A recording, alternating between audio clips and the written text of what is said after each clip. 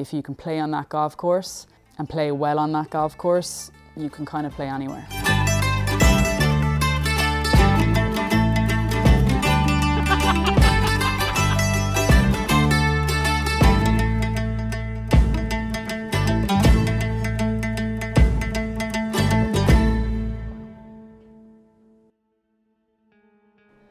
Day 3 was the first of our 2 days at Ballybunion, and that was at the Cashen course. We'd heard a lot about the Cashen now at this point. We heard it was very different to anything we'd played so far, and it was going to be very different to the old. We were both really giddy about the fact that we were at a club with a lot of history, with 2 fantastic courses, 2 very different courses, and 2 courses that would really challenge us. And the Cashen was a learning curve. Good morning, Dave. Morning, Johnny. It's big. Like, you're just looking down off the first, like the first is the classic one, don't hit it in the graveyard. Yeah. Graveyard's a lot closer than I ever thought. Cashen today though, so we have been reliably informed that it is really, really good. Yeah. Emma O'Driscoll's favourite course, she's an honorary life member here. Inclined to take her advice on these things, wouldn't you? Look, I'll take anyone's advice. Yeah. Particularly hers though, considering. I love the Cashen course. It is one of my favourite golf courses. Definitely think it gets a little bit outshadowed by the old course. And I think if you can play on that golf course and play well on that golf course, you can kind of play anywhere. That was built in the early 1980s, Robert Trent Jones Sr. Much more hillier piece of land, you know, and it's completely different in style. It's shorter in length. It's not about hitting it long off the tee. You've got to position the ball and play your second shots or third shots from there. It's much more of a chess game. It was designed more as target golf. So this idea that you can play bump and run traditionally on links, that's pretty much wiped out on the Cashen. A couple of hidden shots maybe where you can't see the green from the tee boxes, or your second shots or your approach shots into par 3s or par 4s or par 5s. You're maybe kind of hitting and hoping at times. You know, I think that's very dependent on the golfer as to who's gonna love that and who's not gonna like that. You know, you go to most links courses, you know that there are certain types of shot that you're going to be able to play. And you can't do that all the time at the Cashen. So you've got to bring a different game, you've got to play a different shot, you've got to readjust your expectations. And that's why I like it. But I know a lot of people, traditionalists, would go, no, you can't play links golf, so it's not a links, I shouldn't be playing it. Big, tall dunes, amphitheatres, shapes. Fairways are kind of, you know, there's not a lot of room off the sides of the fairway, so you've got to be accurate down here. First 9 is much more open, you have more space. Second 9 is much more, it's a lot narrower, but it really is some wonderful shots out there. You know, there's some wonderful photographs to be had. It's just wonderful when you get on the coastline. It's just lovely. The hour is approaching. The hour, Jesus, we've been here long enough, haven't we? We've been here for, feels like a day. No, I'm looking forward to it now. Just want to get a shot. Looks like we're downwind for the first while, so, which always helps, by the way. Confidence booster. Well, it's more like false sense of security kind of a thing. Yeah. So Johnny, are you ready for today? I hope so, but more than likely, no is the answer. Yeah, first hole, Cashen course. Let's be a bit of crack. Joined by Johnny Lannon. Paul, how are you? All good. All good. Looking forward to it. Good look, we've got whiskey here, so. Whiskey would be nice, yeah. Should have come to that. Lads, you've gone the furthest, so I think you should go first. Oh, I got a ball mate up. That's a solid start.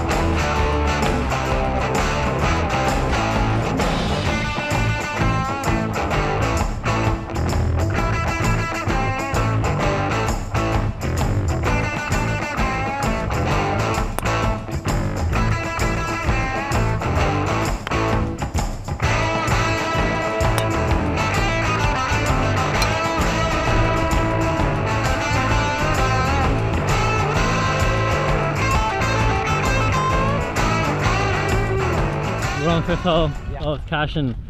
What do you make of it? First impressions? It's class. It's I've said this nearly about every place. There's something different to here to everywhere else. It's kind of coming into a little quirky stretch. The front view are a lot of elevated tee boxes you can see down to everything. Now we're kind of working where we've back full. And this is a strange one here. Just one of these veranda greens that just stretches right across the hill. All you can see is a flag, but in general, very impressed so far. Condition of it is perfect. That's the one thing you notice in all the courses down here is unbelievable condition. But yeah, great opening stretch.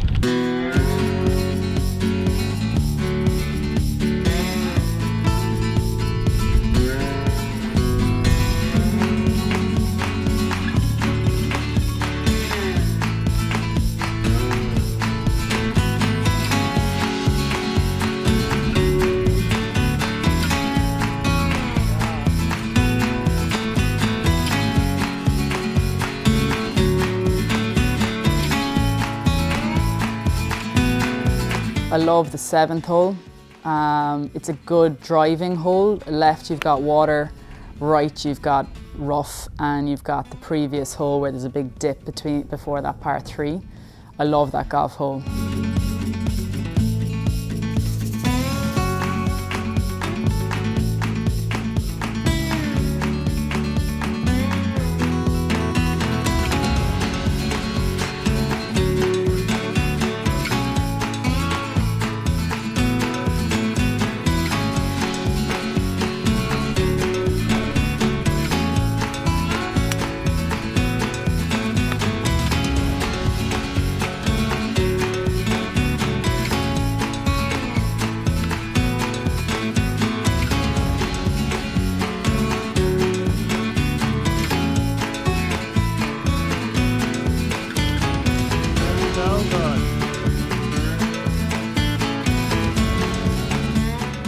Cashen is a funny course where it's really strategy based. It's like a game of chess, and I think the 9th and 10th are a really good example of that.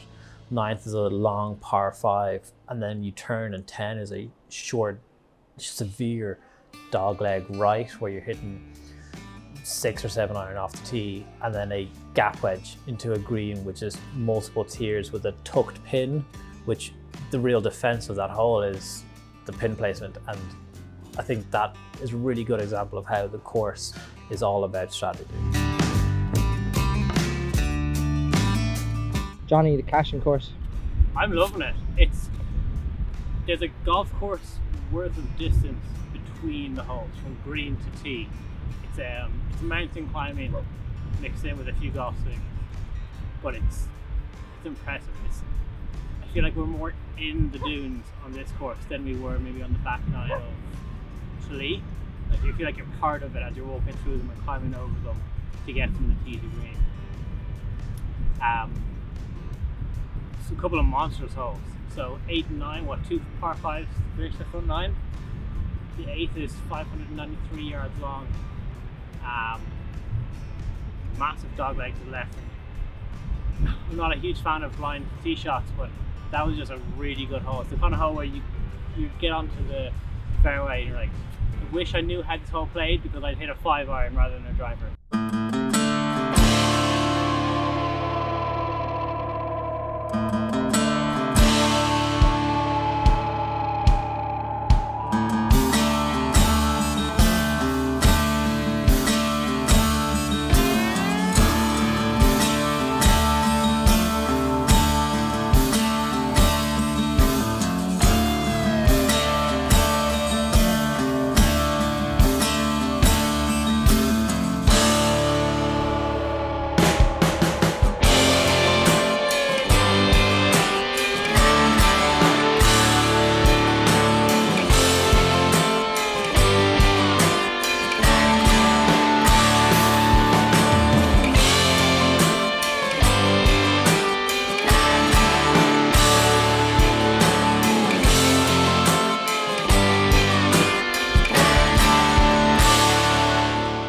Dave, back 9 so far.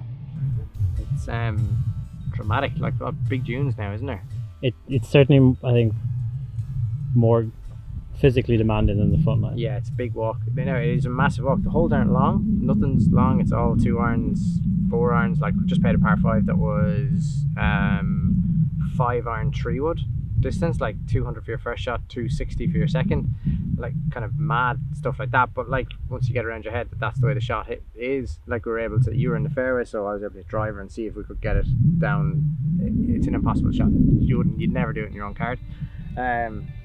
It's just all scenery here. It really is. Like, they pull you out onto this back stretch now, 16, 17, 18, I assume is back up the beach, and like, you turn around and see the scenery. It is unbelievable.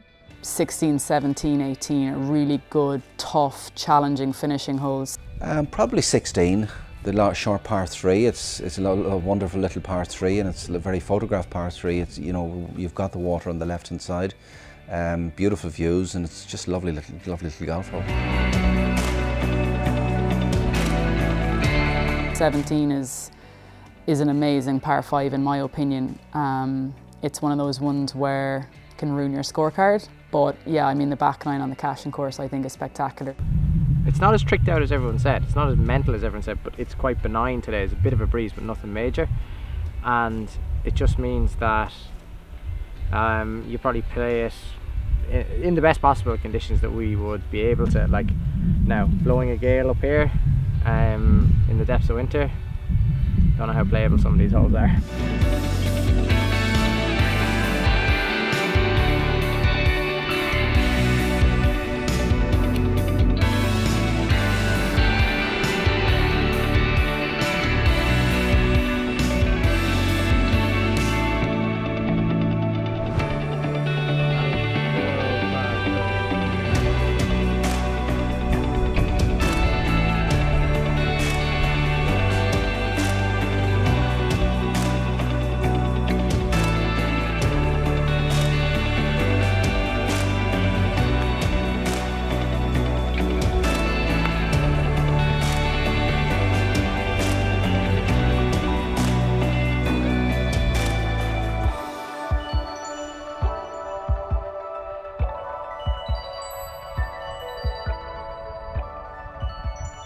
Recap, I guess. Yeah. Full round. Course first, then your play. Nowhere near as tricked up or quirky or ridiculous as some people. Not ridiculous is the wrong word, but like a bit mad as people said. It takes an awful lot of discipline to play that golf course, because you have to hit a lot of irons off tees, and you have to be prepared that your first shot is going to be a 3 iron, 4 iron, and your second shot could be a 3 wood. It's a little bit strange like that. It's just a bit backwards in terms of the challenge it faces you. Like, a couple of the par 5s are like that you have to put yourself into a position to have a shot, and then you have to whack a big 3 wood or a big 5 iron or 4 iron in, and it makes it an awful lot different to a standard routing or a standard what courses are normally like, or what you're used to. That does not mean they're right or wrong. It's just a bit different, and the routing of the holes and the land that it's on. It's actually not on the biggest piece of land, because it's actually all intertwined. Your big walks between holes, but you've got holes that are kind of almost intertwined, like you're passing tee boxes where you didn't know that you were there before, kind of thing. It's funny like that, and it's an unbelievable use of the land, to be honest. It's not your standard traditional championship course. I don't think it ever professes to be, but it provides perfect. I am going to imagine before tomorrow, we've got the old over here, and I'm going to imagine it's very, very different. How did you play? Okay, yeah, I like hit driver a couple of times. Like, you were in good spots off tee, so I could have a go at. You'd never take driver if you're playing in a singles on the holes, and it was just a case of we might be able to get in a position. Played okay. I think we won over. So I was happy enough, to be honest. I was striking it much better. I can't buy a putt at the moment. I think at latest count we're on 16 lip outs in 3 rounds, which is bordering on the absurd now at this stage. But at least it's putting all right. Just not dropping. I'd love a good one tomorrow now to finish off the week. I think we're going for the biggest one tomorrow, but now this is not about the old course, this is about the Cashen course. But is it scoreable? It is, definitely. Like first few holes are scoreable. You can get a card going, and then you hang on to it, and you can pick your chances when you get them. A couple of the par 3s are gettable because they're short. Today they were mainly wedges all the way. There's nothing big because the wind wasn't blowing. There was nothing more than a 9-iron, I don't think, but I'd say if we had the wind blowing and you were looking at a 6 or 7-iron with a gale into those holes, it would be very, very different. Favorite holes? Favorite holes? 15 is like a bonkers par 5. I mean that in the best possible way. That's where it's a 200-yard shot into like you're playing across a chasm, it feels like, which is like you have a 260-yard second shot in, and that was like spectacular. Every one of the par 3s was quality. I thought 17 was a great par 5 as well. It's a shorter par 5, but you're playing into tiny greens. Actually, that's one thing about this place. Greens are tiny, and they're cut into ledges. They're kind of Redan-like in some aspects. They're veranda-like on other aspects. I think as a collection, the par 3s are excellent as a grouping. Ask all sorts of different questions. You can't hit a bad shot on any of them, because what they all seem to have is massive crevices in front of them. Like if you're short on any of the par 3s, you're in serious trouble. And I'd say, looking back at the cards, there's a couple of vistas off around the area where the 17th is, which are just incredible. Certainly on the front nine and then on the back nine as well. Anything on the beach side just is breathtaking. Johnny, talk us through your day on the Cashen course. The course was great fun. I thought it eased you into it, almost like lulls you into a false sense of security. And then you turn to 5, and that's this wild, short enough par 4 where it's like you hit a 4-iron, and then there's a veranda green, and then death. And then you're like, okay, like I feel like something's gonna come along here. This could be interesting. I went into the death, so that was good. And then from there I went into the par 3 6th, which again was death and then green. Made the green there, so that was nice. I avoided death. You went down into the Death Valley and then came out very, very impressively, for like an unbelievable par actually. My favourite hole then was 7, where that was 4-iron wedge, where it's just like Atlantic Ocean to your left, like, so just don't go left, and thankfully we didn't. We made a good par there. That was probably my favourite hole, and then after that I felt kind of, as the dunes came across us, they became quite claustrophobic, and that's just something I'm just not used to.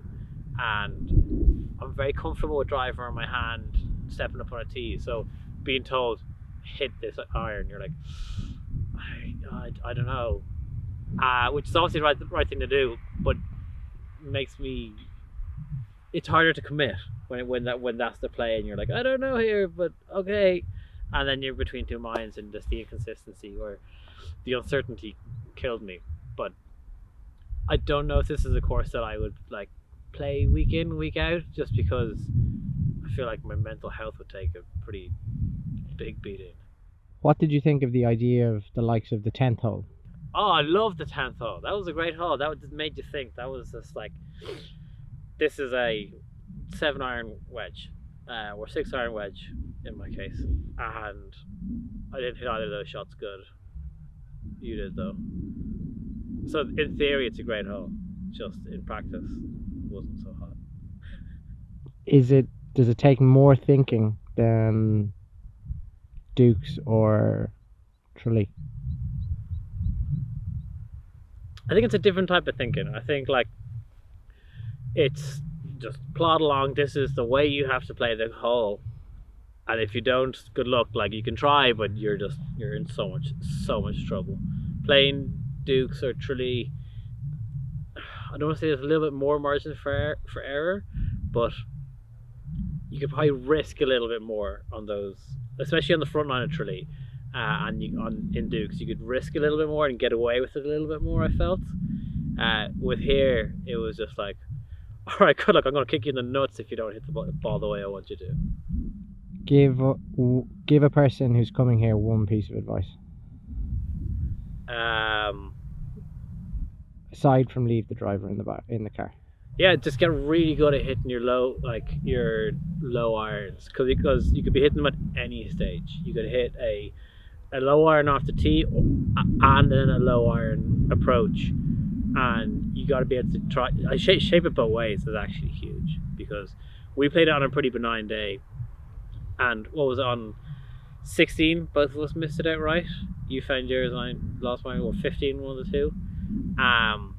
And that was a pretty benign wind off the left, off the ocean side toward the land.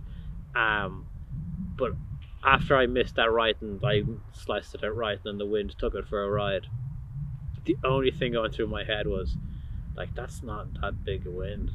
Like, if it's sideways rain, hail, and like blowing a gale, like what would I be doing here? Like, I've no business being on a course like this in that kind of conditions.